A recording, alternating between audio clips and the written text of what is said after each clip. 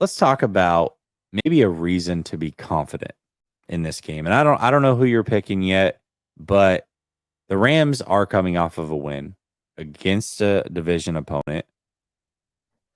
What is a reason that Rams fans should be confident going into week 2 for this upcoming game?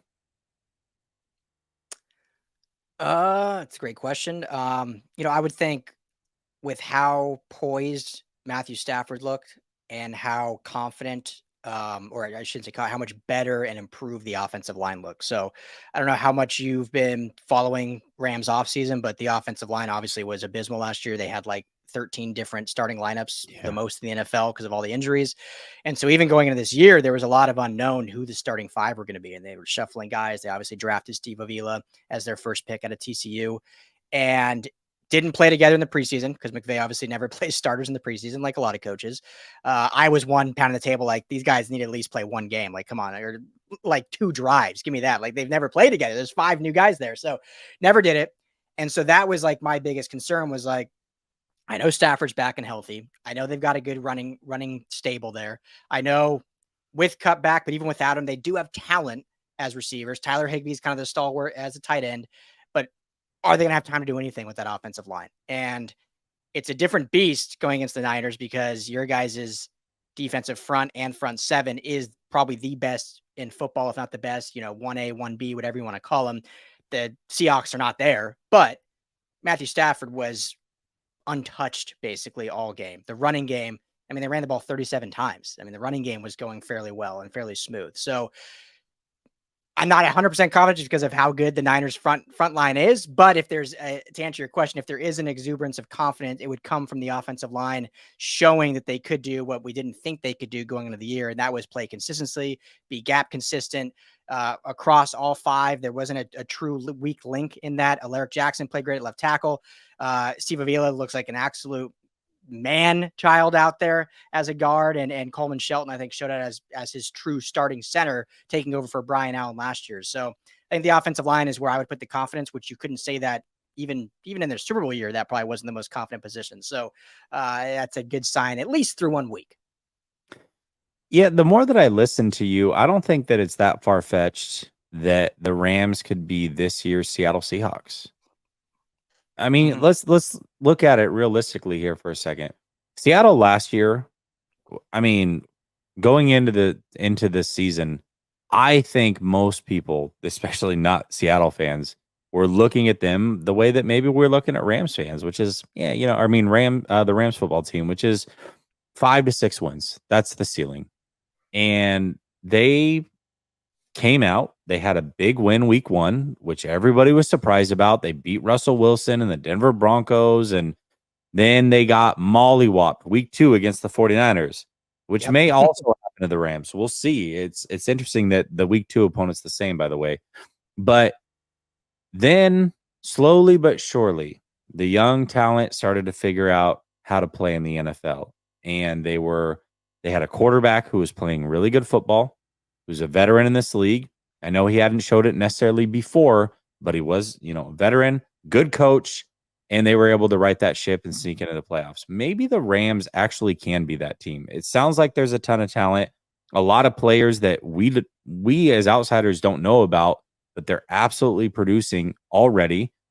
You've got the coach, you've got the quarterback. Maybe, just maybe, if Cooper Kupp comes back healthy, they might be this year's Seattle Seahawks. The more I'm listening to you talk, I think that that's a possibility. I really do. Well, and that was kind of like my ceiling going into the year was I think just you look at the talent in the NFC, and it's not that far fetched that because of the organization they have, because of the coach they have, and because of the quarterback they have, that there's an opportunity there to steal some games away and surprise people. So yeah, I'm not going to sit here and say they're a Super Bowl contender after 1 week. I'm not even going to sit here and say they're better than the Niners after 1 week, but I think although it was more than what I expected, a 30-31, but I think they showed kind of what I had anticipated, that they're going to be a competitive team because they have their stalwarts in place and they're able to do that. So one thing before I go back, I don't know if you have your next question or I'll do, but I saw a comment from a guy named B-Max. I'm not trying to call anyone out or anything, but I saw him say it was more about the Seahawks defense playing bad and the Rams offense playing good. And I would push back against that a little bit. Now, I think the Seahawks defense did play a pretty porous game by their standards overall. But if you watch the tape, you watch the game, I mean, the Rams offense was kind of clicking on a lot of different levels. And part of that was Stafford hitting, I don't know if you saw that kind of flag route to Puka Nacua in between a tight window. I mean, he was hitting throws we've seen him make his whole career. Just everyone talks about, Mahomes and all these other guys, where Stafford's kind of the starter of those throws. And he was doing stuff like that. Some of the route concepts that McVay was doing was getting these guys open in space. And like I said, Kyron Williams was doing great in pass pro, but also looking very comfortable catching the ball in the backfield. And they were committed to the running 37 times. So I'm not sitting here saying that the Legion of Boom was back and the Rams exposed them, but I do think the Rams offense does deserve a little credit that they were able to do a lot of things that exposed the Seahawks defense. It wasn't just them playing bad. Oh, and I think at least on paper, the Seahawks upgraded their defense in a massive way this offseason. So especially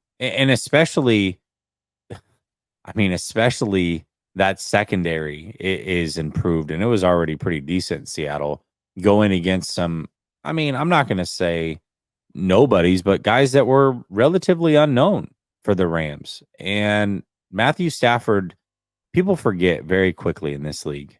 If you don't play for a while, Matthew Stafford is a legitimate, bona fide top 10 quarterback in this league if he's healthy. He's not one of those guys like a Dak or a Kirk Cousins or a Kyler Murray. Who else? Derek Carr, that may dip their toe in the top 10 from year to year, depending on what's going on. No, Matthew Stafford, if healthy, is a lock top 10 guy in this league.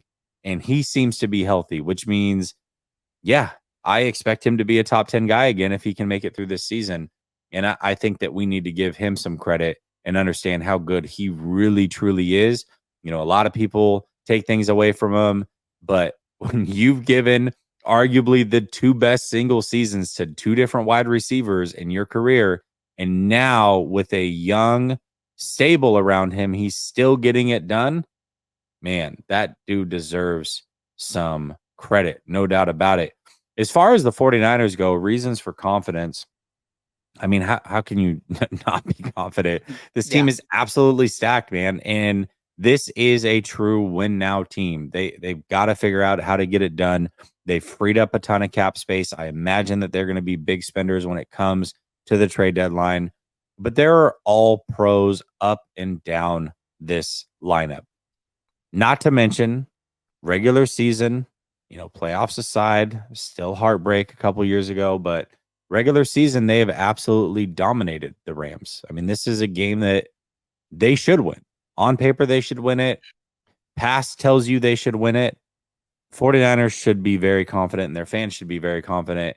It's going to be hard to pick against the 49ers to lose any game until they actually lose.